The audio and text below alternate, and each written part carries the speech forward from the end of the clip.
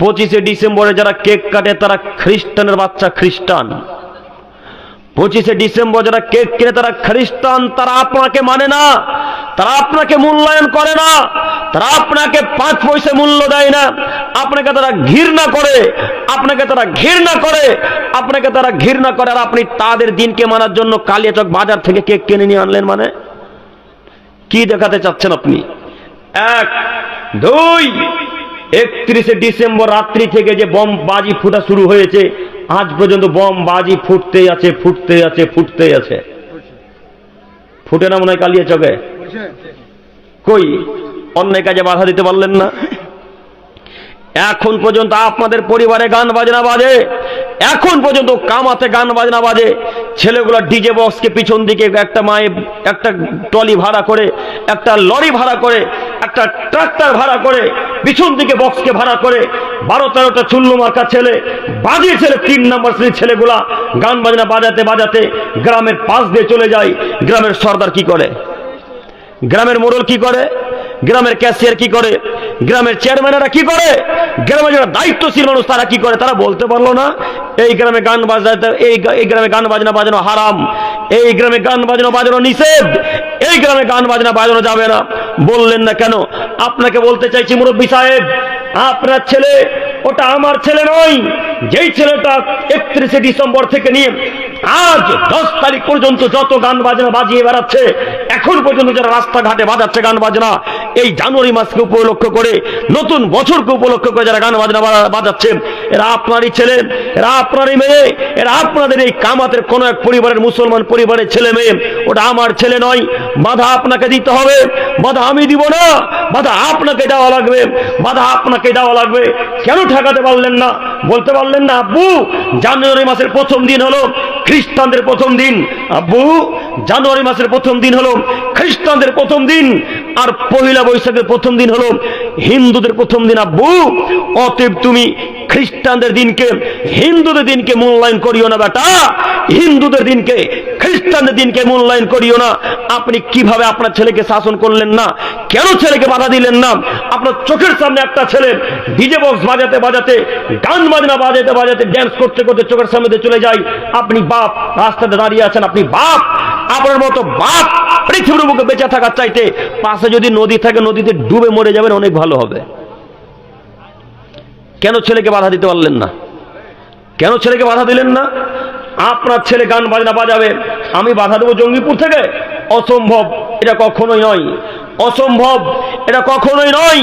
আল্লাহ বলছেন কুনতুম খায়রা উম্মাতিন উখরিজাত লিন-নাস, পৃথিবীর মানুষ তোমরা এমন এক দল, তোমরা এমন এক উত্তম দল যাদেরকে আমি আল্লাহ তাআলা সৃষ্টি করেছি মানুষের কল্যাণের জন্য। আল্লাহ বলছেন তোমরা এমন এক উত্তম দল যাদেরকে আমি আল্লাহ তাআলা তৈরি করেছি মানুষের কল্যাণের জন্য। বলেন আপনি মানুষের কি কল্যাণ করলেন? কি কল্যাণ করলেন? ছেলে গান বাজনা বাজাই, আপনি উৎসাহিত করেছেন। আপনার ছেলে যখন আপনাকে বলল আব্বু 500 টাকা দেন ফিস্ট করতে যাব, তখন বাধা দিতে পারলেন না? তখন বাধা দিতে পারলেন না? আশেপাশে এই তো আপনাদের মালদা ওয়াটার পার্ক, মালদাতে ওয়াটার পার্ক আছে না? এই ওয়াটার পার্কে কত যে গান বাজনা হয়, তার প্রায় ছেলে মালদার, আমাদের মুর্শিদাবাদের প্রায় ছেলে, সব বললে ভুল হবে, প্রায় ছেলে মালদার মুর্শিদাবাদের। ওরা দূর দূরান্ত থেকে আসে না, যদিও আসে তবুও খুব কম। আপনার ছেলের আমাদের মতো কোনো যুবকেরা গেছে, কই বাধা দিতে পারলেন না কেন? শোনো যুবক ভাই, তোমাকে বলি, মুরব্বী সাহেব আপনাকে বলি, একটু আমার দিকে তাকান, হাদিস লক্ষ্য করেন। আব্দুল্লাহ ইবনে আব্বাস রাদিয়াল্লাহু তাআলা আনহু থেকে বর্ণিত, তিনি বলেন রাসূলুল্লাহ সাল্লাল্লাহু আলাইহি সাল্লাম বলেছেন মান তাসাব্বাহা বিকওমিন ফাহুয়া মিনহুম। আদমের ছেলে মেয়ে শোনো, তোমরা যদি কোনো জাতিকে অনুসরণ করে চলো, তোমরা যদি কোনো জাতিকে অনুকরণ করে চলো, তাহলে সেই জাতি যাবে যেখানে, তোমরাও যাবে সেখানে। হাদিসের অর্থ বুঝতে পারলেন কি? এই ভাইরা তোমরা একটু চুপ করো, একটু বিরক্ত লাগে, বিরক্ত লাগলে চুপচাপ চলে যাবে, কারোর সাথে কথা বলবে না, ঠিক আছে ইনশাল্লাহ? সম্মানিত মুরব্বী সাহেব একটু আমার দিকে তাকান। আল্লাহ নবী বলছেন যদি কোনো মানুষকে অনুকরণ করে চলে, তাহলে সেই লোকটা যাবে যেখানে, যে লোকটা অনুকরণ করলো, সে লোকটাও যাবে সেখানে। একটু এবার আপনাকে বলি, প্রশ্ন করছি, উত্তর দিবেন।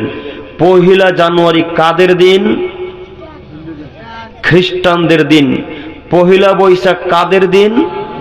হিন্দুদের দিন। 25 ডিসেম্বর কাদের দিন? খ্রিস্টানদের দিন। 31st নাইট কাদের দিন? 31st নাইট রাত্রি কাদের রাত্রি? খ্রিস্টানদের রাত্রি। 21 ডিসেম্বর কাদের রাত্রি? 21 ডিসেম্বর কাদের দিন? খ্রিস্টানদের দিন। এবার আপনাকে বলি, খ্রিস্টান, ইহুদি, নাসারারা এরা কোথায় যাবে? জাহান্নামে যাবে। এখন যত মানুষ ইহুদি খ্রিস্টানকে অনুকরণ করে চলবে, এরা এখন যাবে কোথায়? জাহান্নামে। তাহলে আপনি কেন তাদের ধর্মকে মানলেন? কেন তাদের নীতি অনুসরণ করলেন? আপনি কাপুরুষ, তাই তাদের নীতি অনুসরণ করেন। আপনি অযোগ্য মানুষ, তাই তাদের নীতি অনুসরণ করেন। আপনি অশিক্ষিত মানুষ, তাই তাদের নীতি অনুসরণ করেন। কই একটা খ্রিস্টান তো আপনাদের জালসাতে আসলো না? একটা খ্রিস্টান এসেছে? কই একটা হিন্দু তো আপনাদের জালসাতে এলো না? একটা হিন্দু এসেছে? আপনি তাদের মেলাতে গেলেন কেন? আপনি তাদের জালসাতে, আপনি তাদের মেলাতে গেলেন কেন? তাদের বড়দিনে গেলেন কেন? আপনি 1 জানুয়ারির উৎসবে গেলেন কেন? আপনি হ্যাপি নিউ ইয়ার বললেন কেন? আপনার লজ্জা, বিদ্যা, বুদ্ধি সব বিক্রি করে খেয়েছেন। আপনি এমএ পাস ছাত্র, আপনি এমএ পাস ছাত্র, এই মালদার কলেজে নাকি আপনি ফার্স্ট বয়, ফার্স্ট স্টুডেন্ট, আপনি সব থেকে টপ বয়। আপনার মতো বিদ্যাকে, আপনার এই মাস্টার পাস ডিগ্রিকে মাটির তলাজকে পুঁতে দিতে এসেছি। আপনি কি মনে করেন যে বিদ্যা 31st নাইটের মুখে লাথি মারতে পারে না? যে বিদ্যা হ্যাপি নিউ ইয়ারের মুখে লাথি মারতে পারে না? যে বিদ্যা 1 জানুয়ারির মুখে লাথি মারতে পারে না? যে বিদ্যা 1 বৈশাখের মুখে লাথি মারতে পারে না? এমন বিদ্যা নিজের কাছে রাখার চাইতে মাটিতে পুঁতে দেওয়া অনেক ভালো। এই বিদ্যা রেখে কোন লাভ নেই। আবার মাদ্রাসায় ভর্তি হওয়া লাগবে। পাশে ঝনঝনিয়া মাদ্রাসা আছে, পাশে ঝনঝনিয়া মাদ্রাসা আছে। এই মাদ্রাসাতে ভর্তি হয়ে আবার ক্লাস 1-এ ভর্তি হয়ে আবার তোমাকে বিদ্যা অর্জন করা লাগবে। যদি মাদ্রাসা যেতে লজ্জা লাগে, তোমাদের গ্রামে যোগ্য ইমাম সাহেব আছে, এই যোগ্য ইমামের কাছে নীতি শিখিও, বিদ্যা শিক্ষা অর্জন করে তারপর জাতির সামনে বলতে যেও, জাতির সামনে কথা বলার চেষ্টা করিও। তোমার এমএ পাস ডিগ্রি, তোমার বিএ পাস ডিগ্রিকে আজকে মাটি তুলে পুঁতে দেওয়ার জন্য এসেছি। তোমার যেই বিদ্যা পিতা মাতাকে লাথি মারে, যে বিদ্যা ফকির মিসকিনকে লাথি মারে, যে বিদ্যা 31st নাইটকে মানে, যে বিদ্যা হ্যাপি নিউ ইয়ার মানে, যে বিদ্যা 1 জানুয়ারি মানে, যে বিদ্যা 1 বৈশাখকে মানে, এই বিদ্যার 5 পয়সা ইসলামে কোনো মূল্য নেই। এই বিদ্যা অর্জন করেছেন কেন? এই বিদ্যা অর্জন করেছেন কেন? এই বিদ্যা রাখার চাইতে মাটিতে ফেলে দেওয়া অনেক ভালো। শোনো যুবক, তোমাকে বলছি, যেই কারণে তোমাকে মূর্খ বললাম, তোমাকে এই জন্য আমি অশিক্ষিত বলেছি, তুমি তাদের নীতিতে গেছো যুবক, কিন্তু ইহুদি খ্রিস্টান তোমাকে এতটুকু মূল্যায়ন করে না। আপনারা কি চেনেন ইহুদি খ্রিস্টান কারা? ওই যে ইহুদি খ্রিস্টান তারা, যারা আপনারা আমার দিনী ভাইদের ফিলিস্তিনে হত্যা করছে, কচু কাটা করে কাটছে, তারা। চিনতে পেরেছেন ইহুদি খ্রিস্টান কারা? যারা ফিলিস্তিনের মুসলিমদেরকে কচু কাটা করে কাটছে, তারা হলো ইহুদি, তারা হলো খ্রিস্টান। আর আপনি তাদের ধর্মকে মানেন, তাদের নীতিকে মানেন, তাদের খুশিতে আপনি খুশি উদযাপন করেন। আপনার মতো পুরুষকে আমরা কাপুরুষ বলতে ঘৃণা করি, আপনার মতো পুরুষকে কাপুরুষ বলতেও ঘৃণা করি। আপনি কোন পর্যায়ের মানুষ আমি নিজে ভেবে পাই না। কেন আপনি 31st নাইট মানলেন? আরো একটি কথা, এই যে প্রায় ছেলে যারা, এরা প্রায় ছেলেরাই খ্রিস্টানদেরকে অনুসরণ করে, প্রায় ছেলে। আব্দুল করিম ভাই হিসাব করে কথা বলিয়েন, খ্রিস্টানকে আমরা মানি না। আব্দুল করিম ভাই হিসাব করে কথা বলিয়েন, আমরা খ্রিস্টানকে মানি না। দেখবেন খ্রিস্টানকে মানেন কিনা, দেখবেন। একটু আমার দিকে তাকান। এই ছেলেগুলোর মধ্যে প্রায় ছেলেরাই ওই মেসি আর নেইমারের খেলা দেখে না? কথা মনে সবই ভুল বলছি আমি। দেখে এই ছেলেগুলা প্রায় যারা খ্রিস্টান এবং ইহুদি নাসারা যারা, তাদের খেলা দেখে না? আচ্ছা যুবক ভাই, তুমি যে মেসির ভক্ত, তুমি যে নেইমারের ভক্ত, তুমি কি চেনো তারা কারা? আপনারা কেউ বলতে পারবেন মেসি আর নেইমার কোন জাতি? কেউ বলতে পারবেন একজন? মেসি আর নেইমার হলো ইহুদি, রোনাল্ডো হলো খ্রিস্টান, কিসের আপনারা ফ্যান ফলোয়ার বোঝেন, কিছুই বলতে পারেন না। এই নাকি আপনারা ফ্যান? আব্দুল করিম ভাই, আপনি কিভাবে জানলেন? আমি আপনাদেরকে বলার জন্য তাদের ইতিহাস পড়ি। দেখেন, আপনি খোঁজ নিয়ে, আপনি যেই জাতিকে মানেন, যার ফ্যান হয়ে আছেন, যাকে নিজের শরীরের চাইতে ভালোবাসেন, সে হলো ইহুদি। যে ইহুদি আপনাকে কচু কাটা করে কাটার জন্য প্রস্তুতি নিয়ে আছে, ওই ইহুদিকে আপনি সম্মান করেন, ওই খ্রিস্টানকে আপনি মানেন। আচ্ছা যুবক ভাই, আরো একটি কথা বলি, হয়তো আপনাদের অজানা, আপনারা জানেন না। আপনারা যে মেসিকে ফলো করেন, যে নেইমারকে ফলো করেন, তার শরীরের দিকে একবার দেখেছেন? তার শরীরের ট্যাটু ছাপা আছে, দেখেছেন কি? তার বাম হাত কিংবা ডান হাত স্মরণে আসছে না, তার বাম হাত কিংবা ডান হাত স্মরণে আসছে না। তবে ডান হাত হোক আর বাম হাত হোক না কেন, এই বাহুর নিচে দেখবেন একটা চোখ ছাপা আছে, চোখ। কেউ দেখেছেন? একজন হাত তোলেন তো, কে দেখেছেন? দেখেছো তোমরা ভাই? চোখ ছাপা আছে না? এইবার বলেন তো দেখি, এই চোখটা কেন ছাপা আছে? কে বললেন? ঠিক, জাযাকাল্লাহু খায়রান। আল্লাহ আপনাকে আরো জ্ঞানে বারাকা দান করুক। সকলে বলি আমিন। এই যে এখানে একটা চোখ ছাপিয়েছে, ওরা এখন থেকেই দাজ্জালকে স্বাগতম জানায় বেটা, আর তুমি তার নীতিকে মানো। তোমার বিদ্যাকে মাটি তলে পুঁতে দিতেছিস, আজকে বিদ্যাকে ছুঁড়ে ফেলে দাও তুমি। এখন থেকে তারা দাজ্জালকে অনুসরণ করে, এখনই দাজ্জালকে তারা স্বাগতম জানায়, ওয়েলকাম জানায়। আর তুমি তাদের নীতি মানো মানে? কেন তাদের খেলা দেখো তুমি? কেন তাদের নীতিতে চুল কাটো তুমি? কেন তাদের নীতিতে চলাচল করো তুমি? তোমার হায়া বুদ্ধি কি কাজ করে না? তোমার বিদ্যা বুদ্ধি কি কাজ করে না? যা মাথাতে যা আছে সবই গোবর ভরা নাকি? কেন তাদের নীতিতে চলবেন আপনি? আপনাকে আমি অনুরোধ করে বলি যে এদের নীতিকে যেদিন লাথি মেরে দিতে পারবেন, যেদিন চূর্ণ বিচূর্ণ করে দিতে পারবেন, সেই দিন জান্নাত হবেই হবে ইনশাআল্লাহ, ইনশাআল্লাহ। কেন? আল্লাহ নবী বলছেন, ইহুদি খ্রিস্টানদের যারা বিরোধিতা করে তারা জান্নাতে যাবে। ইহুদি খ্রিস্টানদের যারা বিরোধিতা করে তারা জান্নাতে যাবে। এখন আপনি বিবেচনা করে চলাচল করেন যে ইহুদি খ্রিস্টান কারা, নাসারা কারা, হিন্দু কারা, বৌদ্ধ কারা। এদেরকে প্রত্যেকটা মানুষকে এদের বিপরীত করা লাগবে। ওরা যদি দাড়ি কাটে, আমাদেরকে দাড়ি ছাড়া লাগবে। ওরা যদি চুলের এক সাইডকে উড়িয়ে দেয়, আর এক সাইডকে ছেড়ে দেয়, তাহলে আমাদেরকে দুই সাইডে চুল রাখতে হবে। আপনার ছেলের টুপিটা খোলেন, দেখেন এক সাইডে চুল আছে আর একদিকে চুল নাই। হ্যাঁ, কথা ভুল হচ্ছে মনে হয়, কথা ভুল হচ্ছে গো। এক সাইডে চুল আছে আর এক সাইডে চুল নাই। এগুলো সব খ্রিস্টানদের নীতি, ইহুদিদের নীতি। বলেন আপনাকে আমি এখন কি দিয়ে বুঝাবো কোনটা ইহুদিদের নীতি, কোনটা খ্রিস্টানদের নীতি?